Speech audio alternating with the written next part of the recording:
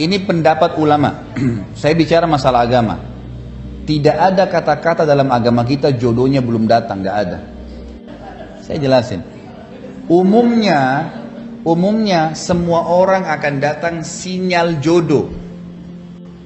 Itu semua sinyal ya. Hidayah itu sinyal. Seperti misalnya ibu dengar azan, ada sinyal hidayah. Ada bisikan dalam hati dari malaikat sholat, itu sinyal hidayah. Bangun tengah malam, gitu kan? Kita hidayah. Ada fakir miskin minta bantu, sinyal hidayah. Kan gitu. Sama halnya juga dengan begitu. Nikah itu kan jodoh. Apa ibadah ya? Ibadah. Allah datangkan sinyal jodoh kepada setiap orang. Gak ada yang tidak ada sinyal jodoh. Artinya dia akan pernah ada kecenderungan atau orang cenderung sama dia. Bagaimanapun keadaannya. Masalahnya dia yang rewel. Mohon maaf saya bahasakan ini masalah agama ya. Karena kita lihat ada orang lumpuh. Laki-laki di Jakarta ini ada. Kakinya lumpuh, tangannya lumpuh semua. Istrinya ada. Punya anak. Bekerja. Setiap datang sinyal ada orang yang cenderung dengan kita. Ada gambaran, dapat informasi tentang seseorang, maka yang terjadi apa? Kita istikharah, minta sama Allah petunjuk, dimudahkan, termudahkan, selesai, jalan melangkah. Subhanallah, tidak ada orang yang mudahkan pernikahan dia. Ini ada orang yang cocok, sudah bismillah. Dia tidak berpikir, oh mungkin ada yang lebih baik. Udah, ini Allah sudah kirim, berarti ini yang terbaik. Dia melangkah, kecuali rumah tangganya bahagia itu. Tapi kalau ada orang, mungkin ada yang lebih baik. Allah datangkan putih tidak mau, datang hitam tidak mau, coklat tidak mau. Mau warna apa ini? Kulitnya biru baru mau nikah. Banyak orang begitu rewel sekali, gitu kan? Kalau dalam pandangan agama, tidak ada orang yang tidak datang sinyal jodohnya, nggak ada. Ada sinyal jodoh yang datang. Artinya Allah kasih dia sinyal. Dia nolak, Allah kasih lagi tuh sinyal, ya. Kadang-kadang subhanallah dalam waktu yang bersamaan ada 5 mungkin sinyal, ada 5 orang yang cenderung dengan kita. Bisa terjadi. Tinggal kita istikharah, ya Allah dari 5 yang kau kirim ini mana yang terbaik. Patokannya selalu agama. Oh, agama yang terbaik cuma 2 orang. 2 orang ini mana yang terbaik lagi ya Allah. Mungkin kita bisa mimpi. Biasanya bukan mimpi. Mimpi itu dari istikharah cuma bagian kecil ya. Yang sering terjadi adalah kita bisa mendapatkan informasi positif atau negatif tentang calon kita. Biasanya begitu. Tiba-tiba kita tahu tentang sesuatu. Dia pernah melakukan perbuatan yang besar. Dia itu dapat informasi, tidak tahu dari mana. Kayak Allah kasih gitu. Dapat, itu sudah ada sinyal. Oh berarti orang ini tidak tepat. Nanti baru ikhtiar. Kalau misal memang dari ikhtiar. Ini dulu saya, supaya jangan ada su'udhan ya. Sangka buruk dengan Allah. Allah nggak datangin jodoh saya, itu keliru. Karena jodoh itu masuk dalam takdir ikhtiar. Pilihan kita. Sama dengan ibu mau minum air atau mau minum teh. Sama. Mau nikah sama orang ini atau orang itu. Ikhtiar. Pada saat dia pilih, ya sudah Allah mudahkan dia di pernikahan itu. Kalau ada orang, enggak ini saya enggak mau, enggak ini. Saya yakin ibu-ibu pernah menolak orang. Orang mungkin, oh saya tidak cenderung karena ini. Baik. Ada orang kalau menolak, ada udzur syar'i beda. Oh orang ini kayaknya enggak baik akhlaknya. Itu udzur, enggak apa-apa. Allah lagi memberikan pelajaran kepada dia. Ada orang-orang yang seperti ini loh, jangan kau terima. Mungkin, minta ya Allah petunjuk, dikasih lagi nanti. Tapi ada orang, sudah datang orang yang baik, masih rewel, nggak mau. Ingat, bukan berarti kalau kita dapat orang soleh, orang baik, kemudian dia tidak punya salah. Enggak. Pahamin ya?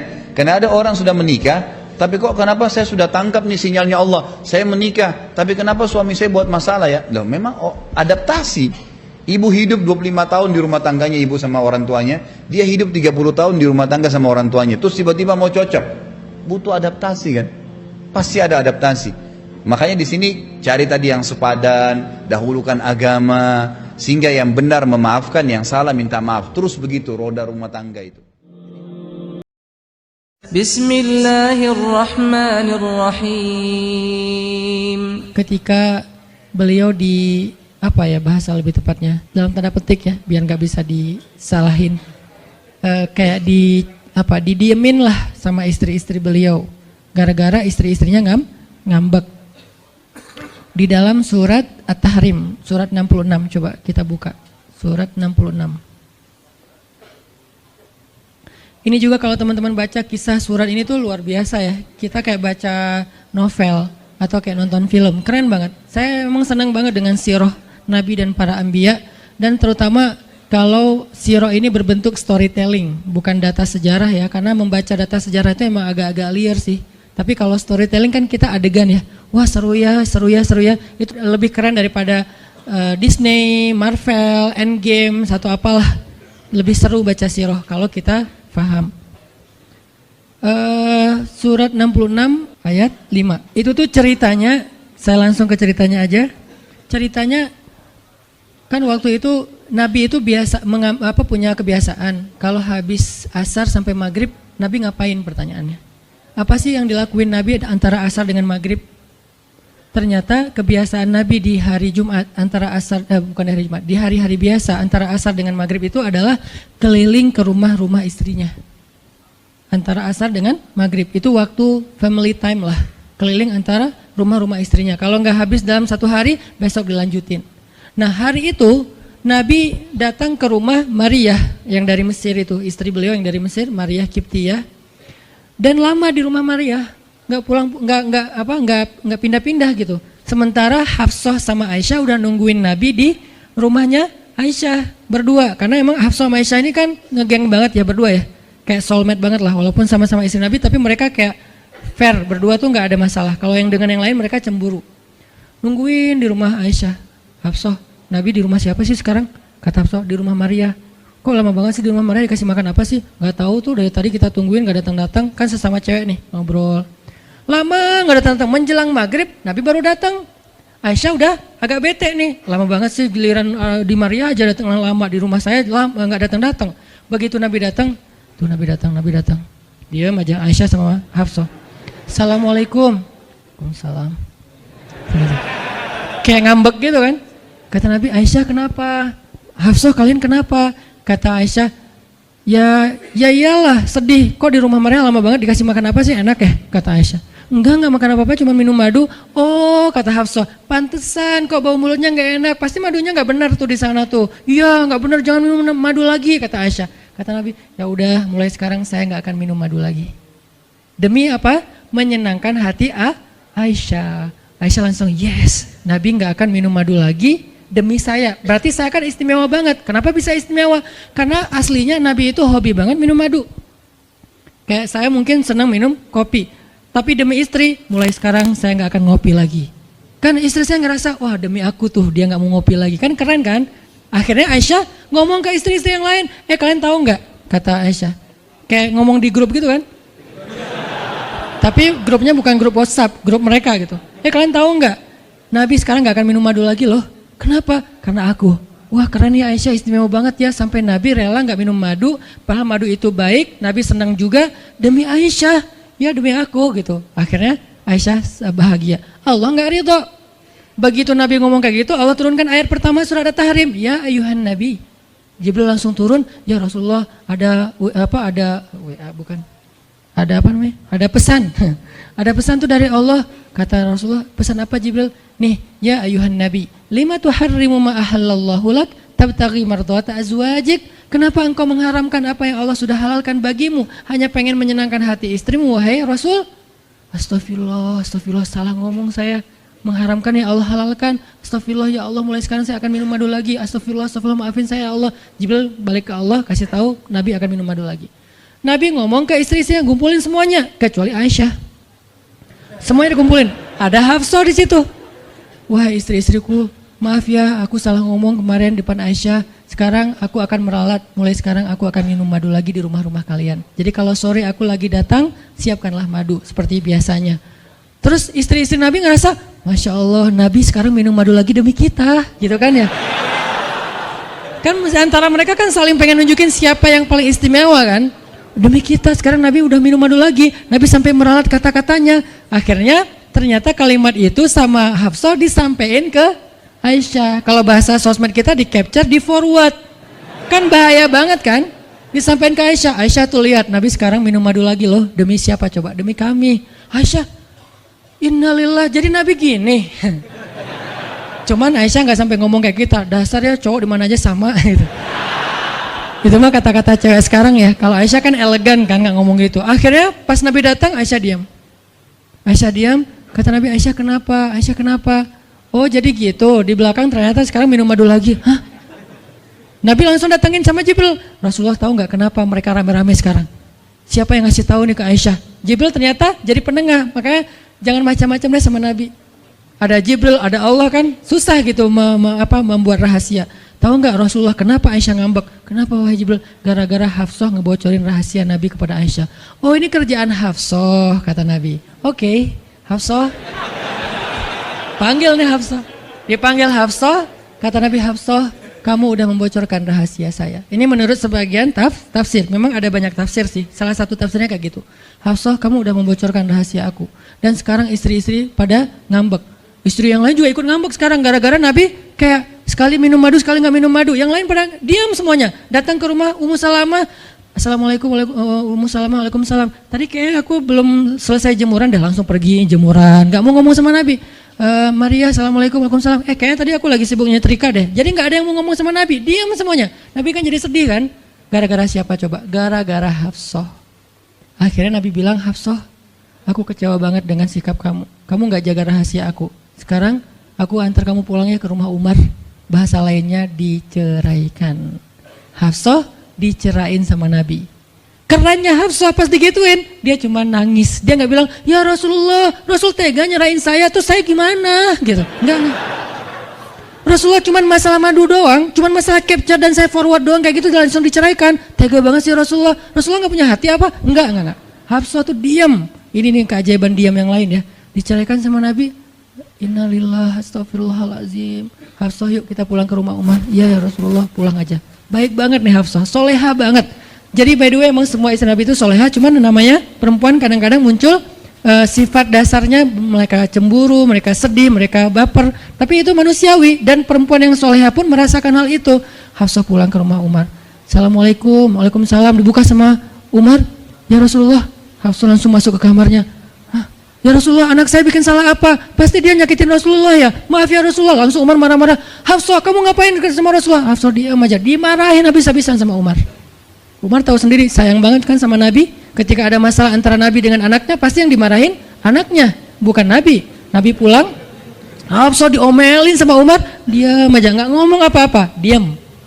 Akhirnya Jibril turun. Jibril turun, ya Rasulullah ada pesan dari Allah. Apa wahai Jibril? Di surat At-Tolak, surat putus. Kan At-Tolak itu artinya diputusin. Bahasa ini pesantrennya dicerai. Turun surat At-Tolak. Kata Jibril, Allah nyuruh kamu raji'ha ya Rasulullah. Raji'ha innaha qawwamah sawwamah fa innaha min azwajika fil jannah. Wahai Rasulullah, rujuk Hafsah, rujuk Hafsah. Disuruh rujuk. Allah enggak redha Rasul menceraikan Hafsah. Tahu nggak kenapa Allah begitu membela Hafsah ketika Hafsah ada masalah dengan Rasul? Salah satunya karena Hafsah diam. Harusnya Allah ngebela Rasul. Umar aja ngebela Rasul. Sahabat-sahabat ngebela Rasul karena Rasulullah selalu benar. Tapi Allah ngebela Hafsah. Kenapa? Karena Hafsah diam. Sebegitu ajaibnya diam. Sampai ketika ada seorang perempuan bermasalah dengan kekasih Allah, Allah malah membela perempuan ini, bukan kekasihnya. Raji'ha ya Muhammad. Rujuk Hafsah, rujuk Hafsah. Dia itu istrimu di dunia dan di surga. Akhirnya Rasulullah, jadi saya rujuk wahai Umar. Ya Hafsah masih nangis di kamarnya. Balik lagi Rasulullah naik onta ke rumah Hafsah. Assalamualaikum, waalaikumsalam. Ya Rasulullah, udah saya marahin tuh. Hafsah kata Umar, udah nggak apa-apa Rasulullah, udah nggak usah bersedih, udah saya marahin habis-habisan dia tuh. Kata Rasulullah, Umar, aku pengen ngomong sama Hafsah. Ya Rasulullah jangan, biar saya aja ngomong. Dia emang nggak bisa ketemu sama Rasul. Ya Umar, aku pengen ketemu sama istriku. Hah, istrimu? Hafsah, itu Rasulullah. Keluar lagi Hafsah. Soleha banget, lembut banget. Keluar. Ada apa ya Rasul? Hafsah tuh nggak marah-marah. Ada apa ya Rasul? Hafsah, aku pengen ngomong sama kamu. Umar diam bingung. Kata Rasulullah, Hafsah, aku ingin ajak kamu balikan. Romantis nggak sih? Rasul pengen ngajak Hafsah balikan. Kok balikan sih Ustaz? Ya rujuk kan balikan. Rujuk artinya kembali ya balikan. Hafsah balikan yuk. Umar bingung. Hah? Balikan? Hafsah, Allah yang nyuruh aku untuk merujuk kamu. Umar makin bingung. Hafsah, kamu keren banget. Sampai Allah belain kamu gitu. Kata Nabi, Hafsah, Allah turunkan ayat khusus tentang kamu di surat ini. Umar makin bingung. Sampai turun ayat, Masya Allah, anakku ini subhanallah, Masya Allah gitu kan ya. Akhirnya, ya Rasulullah, Allah sampai turunkan ayat tentang masalah ini. Alhamdulillah, Hafsah sujud syukur, Hafsah nangis. Hafsah langsung meluk Rasul. Umar, aduh gimana nih.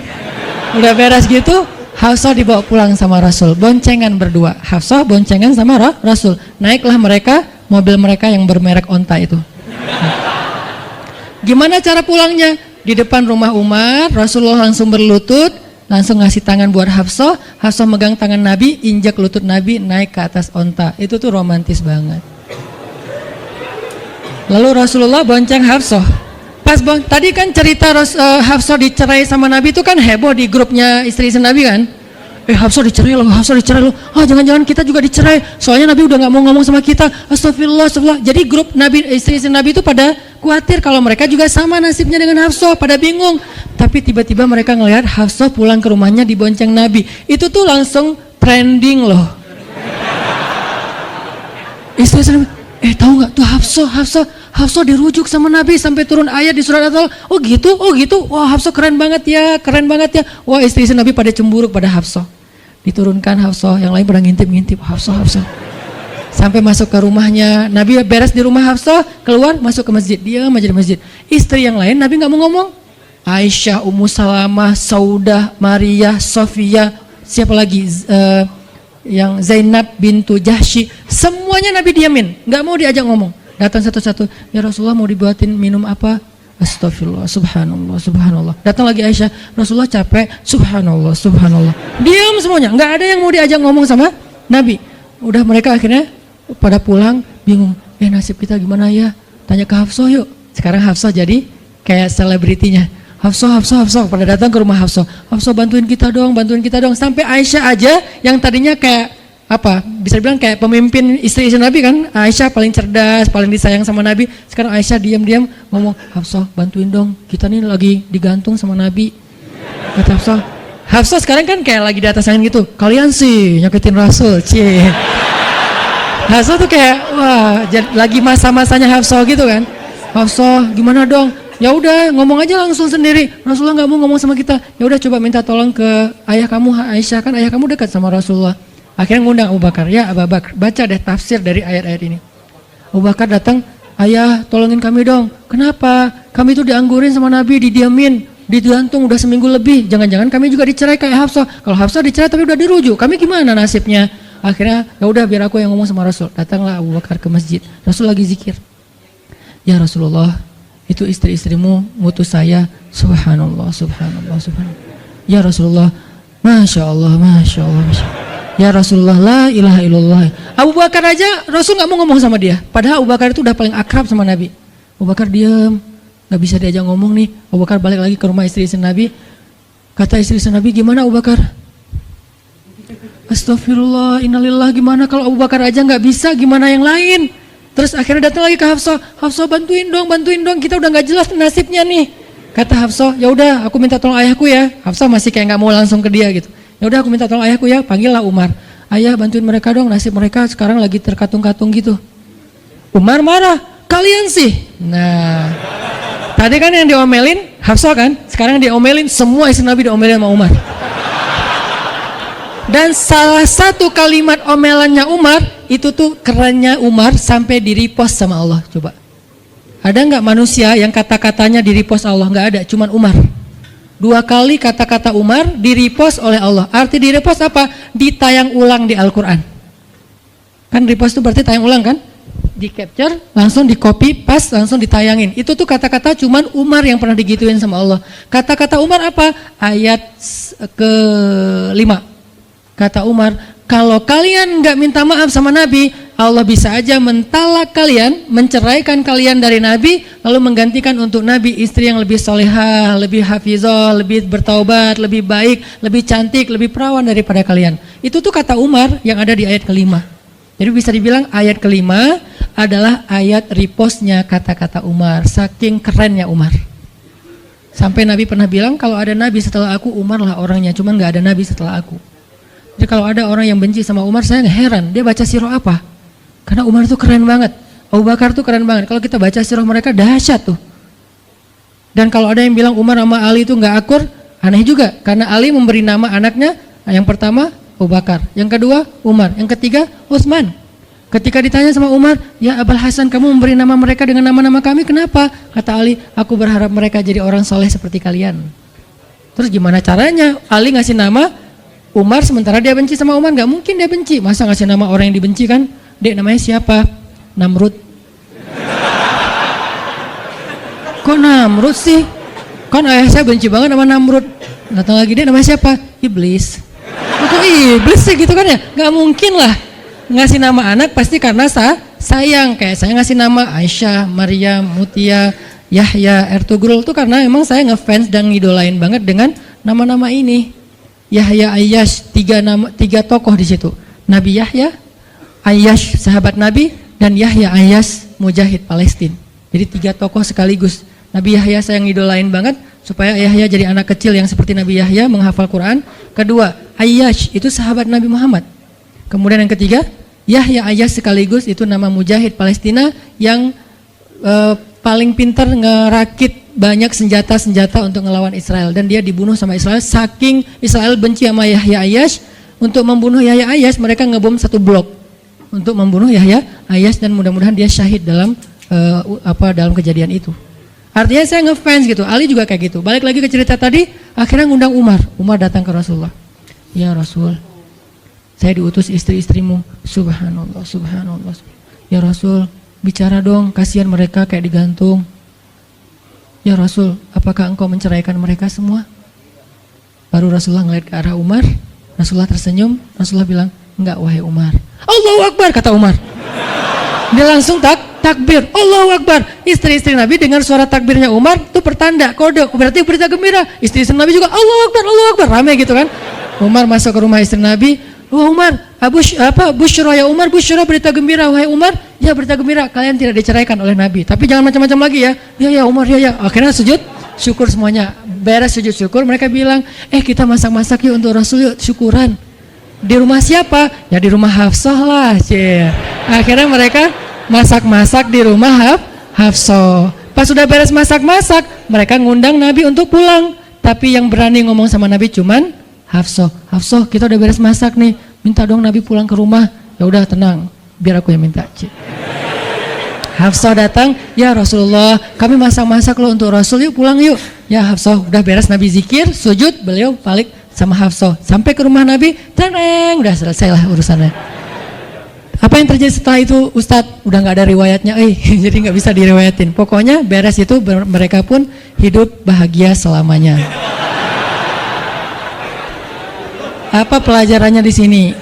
2 orang di sini dapat keajaiban lewat diam. 1 Hafsah, Allah suruh rujuk gara-gara dia diam. Kedua Nabi, diam aja sambil zikir, sampai akhirnya Allah beri pelajaran yang berharga. Istri-istri yang tadinya ngambek serentak semuanya insaf bahasa kita, sadar, dan mereka minta maaf kepada Rasulullah. Jadi kalau istri lagi ngambek, lagi ngomel, diam.